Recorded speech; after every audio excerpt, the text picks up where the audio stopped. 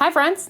Welcome back to Disabled in Nature, where we talk about all things that are disabled in nature, and sometimes we even go outside. My name is Marissa, and I am disabled. My wheelchair is over here, but you cannot see it. It's acting as a laptop stand right now. Today we're going to do something a little bit different, and we're going to explore the subreddit, Am I the Asshole? You might have seen this trend going around the past couple of years, where people read stories that people submit to the Am I the Asshole subreddit and give their reactions. Today I'm going to do that, but we're gonna make it disability. I picked a few disability-related stories from the Am I the Asshole subreddit. I haven't read them yet, only the titles. I'm very excited to read these and share my takes and reactions with you, so let's go. Story number 1. Am I the asshole for not giving up my seat to a person with a disability? I recently had an early morning return flight where I paid extra money for a seat that was the second from the front and one of about 5 different seats that were the only seat in their row. Okay, so it's like towards the front of the plane and like the... Oh my God. I'm dying. Please hold. Ooh. Okay. Anyway, the boarding agent called me to the gate and there were 2 of them. The first agent said that she was going to give my seat to someone else who needed wheelchair assistance. I fly pretty often and see people needing wheelchair assistance all the time and are seated through various parts of the plane. I was immediately shocked because the agent didn't ask if I would give up my seat, but just matter-of-factly explained that she will be assigning me to another seat. I probably would have if they had asked instead of telling me. I asked if I would get a comparable seat and I was told no. I then stated that I had paid for that seat, and Agent 2 then jumped in and said snarkily, "You paid for a seat." I corrected him and told him that I paid for that seat, as picking it out online and paying the appropriate fee. Agent 1 began reciting the 800 number for me to be reimbursed when Agent 2 said never mind and went into the plane and I guess made other arrangements. Agent 1 said with an attitude, "It's just a respect thing for someone with a disability." In the end, I kept my seat and the person requiring wheelchair assistance was given the seat directly in front of me. I am a disabled veteran, but do not require wheelchair assistance. I bought that seat because of some issues with my knees. Both have been scoped and I have had to get frequent cortisol shots for pain and swelling. I have been needing a knee replacement since 10 years ago, but the orthopedic doctor won't do it because I am too young. I also have a heart condition where the medication makes my feet and lower legs swell if they are bent too long. So, am I the asshole for not giving up my seat? No. So, I fly, where I used to fly relatively frequently, and there would be times when I wouldn't pay for a seat because, like, it's extra money, and when you're a broke college student, like, I'm not going to pay the extra money to pick my seat. So oftentimes I would get there and, they would see me with my wheelchair, and when I would go up to the gate to check my chair so it could be loaded into the luggage compartment below the plane, they would reassign me to a seat closer to the front of the plane. However, that would only ever happen, I think, if there was already a vacant seat. I don't see why they would not ask. And I think that's why this guy is upset too, is that they didn't ask, they just assumed that he would be fine with being moved. It seems like they found arrangements for the person that needed wheelchair assistance and put them even closer to the front of the plane, which is great. But I don't agree with the airline here in just moving that guy. They don't know why he paid for that seat closer to the front of the plane. Just because he doesn't look physically disabled doesn't mean that he's not, as he explained. Let's read some comments. Not the asshole, even without your own disability. If the airline wants to have the seat available as a convenience or courtesy for passengers in wheelchairs, they can certainly keep it available as such. But that means no upcharging other customers for it, or the customer in the wheelchair. I like to point that out. It's the airline's responsibility to accommodate, not the passengers. And while obviously we want to be kind, paying extra and being pressured to give it up out of respect for someone with a disability is pure corporate greed. I am firmly against this whole practice. Also, you have your own disability, so that there's that too. Yeah, I would never expect someone to give up their seat in order to make room for me. That's not, cool. There are instances, as a wheelchair user on a flight, if you're a manual wheelchair user, you're entitled to do something called seat strapping, which is basically where, you clear a row of seats and you strap your wheelchair to those seats rather than having it being stowed underneath the plane. People who use wheelchairs that are able to do this are completely legally entitled to do it, and it often requires that some passengers are removed from the flight and given vouchers for a later flight or something. That's not what's happening here. So this is very weird. Yeah. Not the asshole. Story number 2. Am I the asshole for telling my friend her disability made our vacation really frustrating? First thought, yes, but let's see what they have to say. My friend, let's call her Kelly, and I haven't seen each other in person in 3 years, partially because she's moved away and partially because of the pandemic. In that time, she got diagnosed with a disability.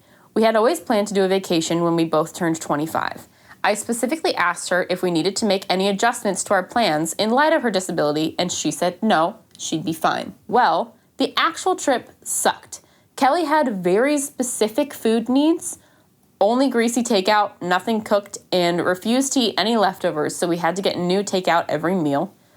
Those are interesting dietary restrictions. She apparently cannot handle any loud noises or bright lights, so we couldn't be anywhere near traffic or anything else noisy.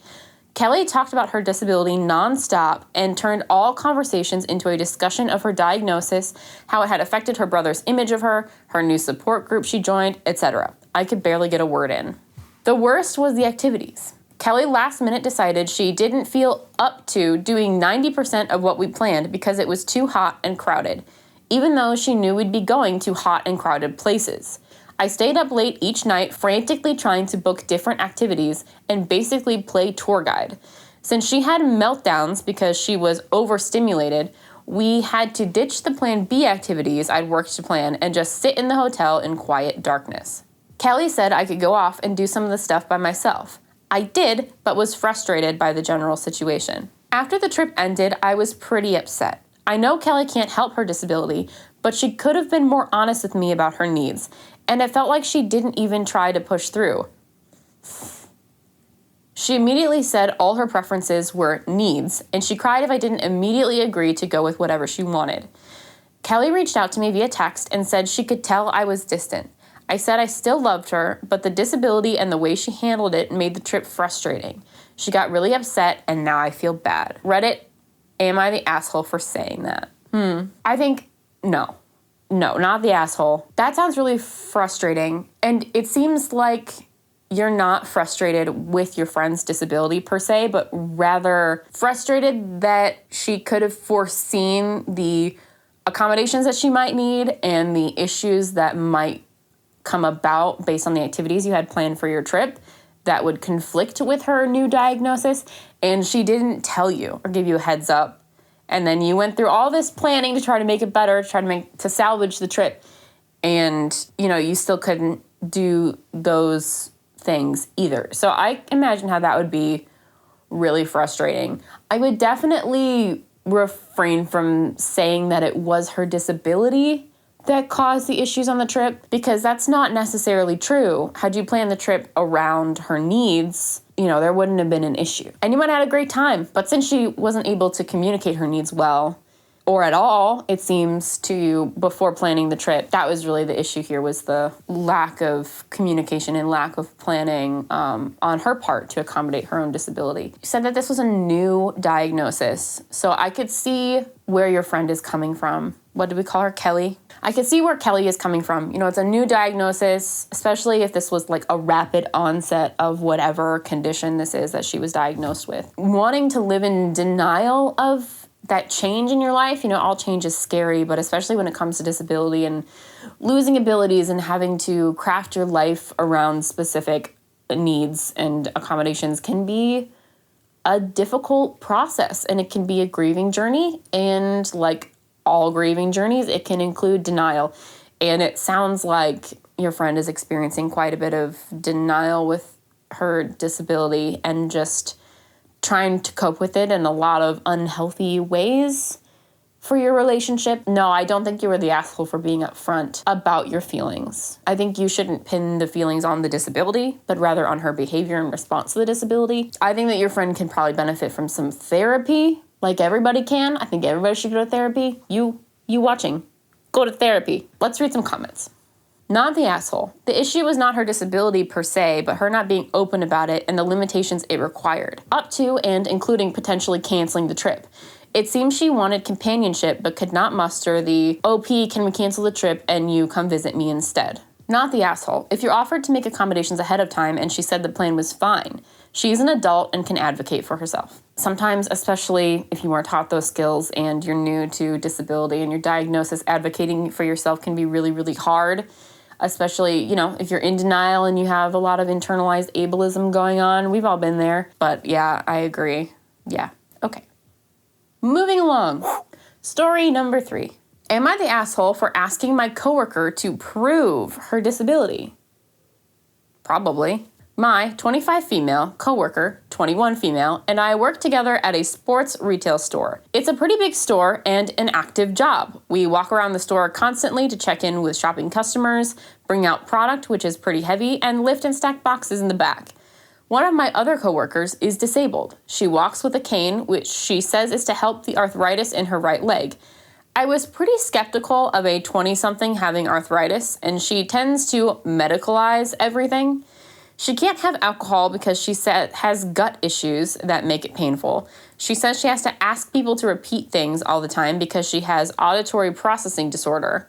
We have burgers in the employee office a lot, but she can't eat burgers because they trigger some sort of touch sensitivity disorder, and so on. Everything she can't do is because of some obscure medical reason. Sometimes people just have a lot going on, you never know. So, sure. This young, pretty girl has a dozen medical issues, yet is capable of holding a job and going to college part-time. What does her being young and pretty have to do with her likelihood of having obscure medical issues? I was suspicious because she talks a lot about her archery hobby. She walks surprisingly fast for someone with a limp, and I've seen her running around without even needing her cane at times.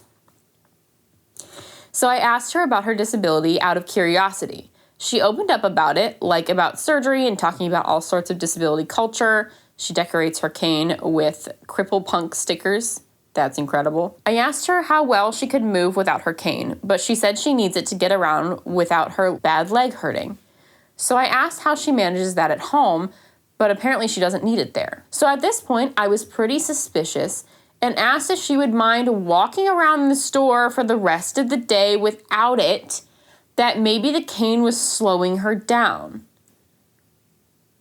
She got pretty angry at me for this, that she didn't need to prove her disability to me. I just think she's over-medicalizing all her problems, and she'd do better without the cane or worrying about all of her sensitivity issues. Listen. Okay, I don't know where people in general, but like abled people, I don't know where they get off thinking that they can police disabled people's lives, or that it's somehow up to you to determine whether or not someone is disabled enough to be using whatever, mobility device that they're using or dietary restrictions that they have, and that it's up to the disabled person to somehow prove to you, the almighty abled person, that they deserve to claim the title of disabled. It's absolutely outstanding, the audacity of people sometimes. Also, the fact that they use the phrase young, pretty girl, why would a young and pretty girl have all of these medical issues?